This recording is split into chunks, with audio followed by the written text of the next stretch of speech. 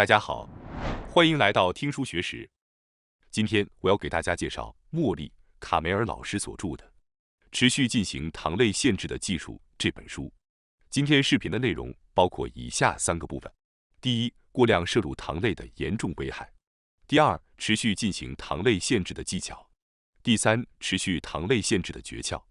首先，让我从第一部分过量摄入糖类的严重危害来开始解释。有些人可能会觉得这种说法有点夸张，认为只是多吃一点糖而已，最多会导致发胖。但事实并非如此。过量摄入糖类不仅对我们的外观有着不良的影响，还会严重损害内在的健康。外观的影响包括肥胖、皮肤炎症、皱纹、脱发、虫牙、衰老等；内在的影响则包括身体内的慢性炎症、偏头痛、失眠、牙周病、心脏病、免疫力下降、肾功能障碍、焦虑烦躁、糖尿病、癌症等各种不适。糖类可以说是万病之源，最可怕的是，其对人体的损害是逐渐积累的。每天摄入过量的糖类，可能会导致糖尿病、动脉硬化、心肌梗塞、脑梗塞、癌症等严重的后果，甚至加速人体的衰老。由于早期不会出现明显的症状，很多人未能意识到过量摄入糖类的危害，实施糖类限制确实有些麻烦，而且觉得现在身体的状况也还算不错，所以许多人继续着不健康的饮食习惯。糖类让人上瘾这一说法一点也不夸张，毕竟含糖的食物实在是太美味了，像白米饭、拉面、乌冬面、意大利面、面包、蛋糕、零食等，几乎人人都爱吃。无论是大人还是孩子，许多人都把这些食物当作自己的最爱。根据科学的研究调查，就像酒精、可卡因、毒品等成瘾性物质一样，糖类也被认为是一种极易上瘾的物质，会改变人体的大脑和神经。糖类会在大脑中释放多巴胺，这是控制欲望和快感的神经传递物质。多巴胺会让我们感觉到愉悦，因此我们会追求这种快乐，不断地寻求释放多巴胺的方式。一旦摄入了糖类，就会不自觉地渴望摄入的更多，这就是它的可怕之处。另外，糖类还会引起内分泌系统的变化。具体来说，摄入糖类后，血糖会急剧上升。为了维持稳定的血糖水平，体内的胰岛素会被释放出来。胰岛素会降低血糖的水平，将糖类转化为细胞内的能量。但是如果摄入过量的糖类，胰岛素就会开始阻止饱腹感激素瘦素的释放。瘦素被反复阻止后，会引起瘦素抵抗，导致人体失去饱腹感的感知，结果我们就会每顿饭都吃得过多。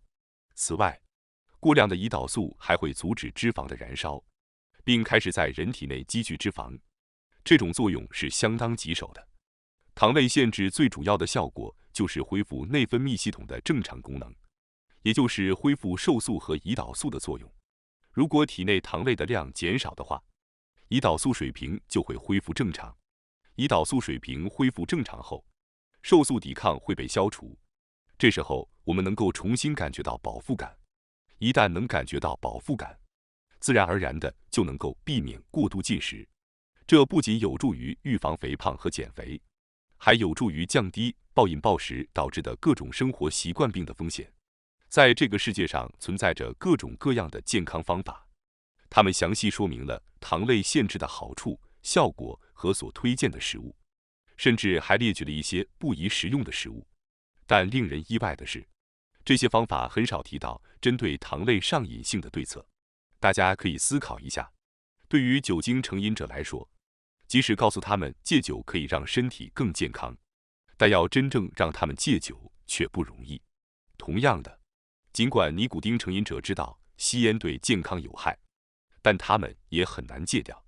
对于毒品成瘾者而言，情况更为严重。即使明白吸毒会对整个身体造成破坏，但由于毒品极具上瘾性，很难凭借个人的意志力摆脱。无论是酒精、尼古丁还是毒品成瘾，除非接受心理治疗或参加专门的康复计划，否则很难成功戒除。糖类成瘾也是如此，和戒酒、戒烟一样，对于糖类成瘾的人来说，从糖类成瘾中摆脱出来也是一项非常艰巨的任务。糖类成瘾可分为食物成瘾和行为成瘾两种类型。食物成瘾指的是对白米饭、拉面、甜食等美味食物的上瘾，因为它们会让大脑释放多巴胺，使人感到愉悦，从而渴望摄入的更多。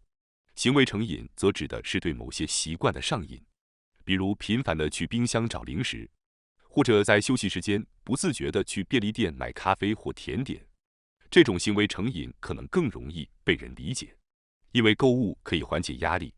根据研究，食物成瘾和行为成瘾都有遗传倾向，有些人更容易受其影响，而有些人则不太容易。因此，对于那些更容易上瘾的人来说，从糖类成瘾中解脱出来会更为困难。总之，无法持续进行糖类限制，并不是个人意志薄弱的责任，而是因为糖类影响着人体的神经传递物质和内分泌系统，从而形成了一种上瘾性。对于这种上瘾性，一些人在遗传上本来就很难进行抗拒，这是由个人体质所决定的，并不是由个人能力所能控制的。接下来是第二部分，持续进行糖类限制的技巧。为了持续进行糖类限制，作者指出，我们需要改变行为，而非思维方式，因为人的思维方式是根植于过去的生活经验之上的，通常会很难轻易改变。例如，如果我们认为吃甜食可以减压，或者认为为了健康而忍受不吃喜欢的食物是不值得的，那么我们就会认为糖类限制是根本不可能实现的，最终会放弃并继续过着和以前相同的生活方式。我们的大脑同时持有着两种看法，一方面认为糖类可以作为一个释放压力的途径，另一方面则认为摄入过量的糖类对身体健康有害。由于大脑不喜欢陷入这种两难的境地，所以通常会倾向于其中的一种看法。然而，大脑会讨厌不愉快的事情，因此更倾向于认同糖类可以作为释放压力的观点，即使这种快感只是暂时的，我们也会选择逃避不愉快的事情。这就是为什么我们往往会追求舒适的生活方式。因此，当我们试图采取行动时，我们往往会遵循舒适的思维方式。这正是许多人无法持续进行糖类限制的原因。那么，我们究竟应该如何改变对糖类限制的看法呢？最好的建议是不要试图改变思维方式。突然改变思维方式对任何人来说都是极其困难的，所以我们应该意识到，最重要的是改变我们的行为。一项研究表明，将行为转变为良好的习惯，比试图改变思维方式更容易且更有效。在一些针对大脑研究中也指出，行为而非思维方式能够形成新的神经路径。首先改变我们的行为，等新的神经路径形成后，思维方式也会相应的做出改变。所以，通过改变行为来摆脱糖类上瘾是更容易实现的方法。接下来，让我来分享一下本书提到的持续进行糖类限制的技巧。这些技巧可以分为短期和长期两类。首先，让我们来看一下短期的技巧。一旦我们产生对糖类的渴望，似乎就无法满足于只吃一点点糖类的感觉。但实际上，糖类上瘾的症状只是暂时的。通常情况下，在数十分钟后，大脑对甜食或拉面等食物的渴望就会消失。因此，学会在这段时间等待是非常重要的。作者提出的最有效的技巧之一，就是通过冷却面部或颈部，以及进行深呼吸来帮助缓解这种渴望。当我们面对巨大的焦虑或压力时，往往会本能地寻找能够解除不安和压力的上瘾食物，比如糖类。但此时，为了摆脱对糖类食物的上瘾，我们需要激活可以平静心神的副交感神经系统。激活副交感神经系统可以降低血压和心率，让我们在不逃避欲望的情况下平静下来。通过冷却面部或颈部，或者通过慢而深的腹式呼吸，可以帮助我们平静下来，从而减少暴饮暴食的欲望。此外，寻求预疗效果的行动也是摆脱糖类上瘾的有效手段，比如自我按摩、听轻松的音乐、品尝红茶、泡半身浴、使用精油打造芳香环境、闻取花香或凝视香薰蜡烛的火焰等等。有许多简单易行的预疗方法，通过这种预疗行动，而不是食欲，来缓解焦虑或压力，可以让我们自然而然地从食物的束缚中解脱出来。另一个相当有效的技巧是分散注意力。作者提到，当我们在工作结束后独自一人时，往往会感到烦躁或焦虑。在这种情绪不稳定的时候，我们会不自觉地倾向于通过食物来缓解焦虑或压力。因此，我们需要意识到分散注意力的重要性。我们可以通过自我按摩或听音乐来分散注意力，也可以通过一些更简单的方法，比如在洗手间用冷水或热水洗一把脸。通过这样做，我们的大脑就会感到清爽，对摄入糖类的渴望也会相应的缓解。看一些 YouTube 视频或上网看看新闻也是一个不错的选择。我们甚至可以出门感受一下夜晚的微风。在吃东西之前，将大脑的注意力从食物上转移出去，也是保持糖类限制的有效技巧。接下来，让我们来看一下长期的技巧。作为长期的技巧，作者推荐的是冥想。世界各地的研究已经证明了冥想的好处。冥想不仅可以规律行为模式，减轻压力，稳定情绪，而且还可以增强免疫力，提高认知功能，改善睡眠质量等，具有多种健康效果。冥想的人也有抵制冲动欲望的能力。根据最新的研究显示，冥想可以减少大脑对食物的渴望，减少进食量。我们并不需要把冥想想象得太复杂，只需花费5分钟或10分钟进行即可。在当今时代， YouTube 上有很多适合冥想的背景音乐，我们只需专注于自己的呼吸，就可以产生良好的冥想效果。每天花一点时间冥想，可以减轻压力，从而减少对糖类食物的渴望。再者，就像我们在短期技巧中所介绍的那样，腹式呼吸即使从长期来看，也是一种相当有效的摆脱糖类上瘾的手段。呼吸是我们最常见的运动，无论我们身在何处都会进行呼吸，特别是腹式呼吸，可以减轻压力，提高注意力，防止情绪过于激动，是一种非常优秀的技巧。通过缓慢而深沉的呼吸，还可以改善内脏的功能，从而进一步提高效果。因此，作者建议将腹式呼吸与冥想结合起来。最后，长期摆脱糖类上瘾的另一项技巧是寻找可以让您沉浸其中的事物。当您感到愉悦或与他人建立联系时，大脑会感受到力量，从而释放多巴胺、血清素和内啡肽等物质，使你感到幸福。对于陷入糖类上瘾的人来说，通过发现其他可以让您沉浸其中的事物，也可以摆脱糖类上瘾的症状。无论是运动、音乐、旅行、阅读，还是其他任何事物都是可以的。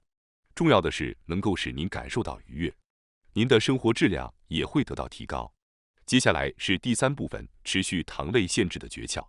随着糖类限制的持续进行，我们的大脑和味觉会逐渐改变，使得即使是低糖食物也能品尝到美味。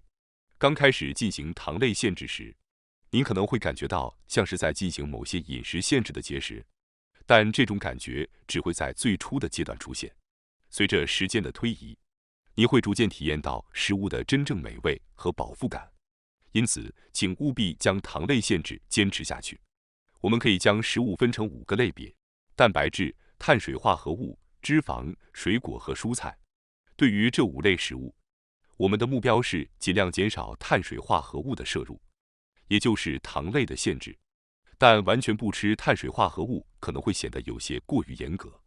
因此，作者推荐的是第5原料规则。根据这个规则，如果精致碳水化合物，如砂糖或小麦粉等，出现在原料标签的第5位之后，那么摄入这种食品也是可以的。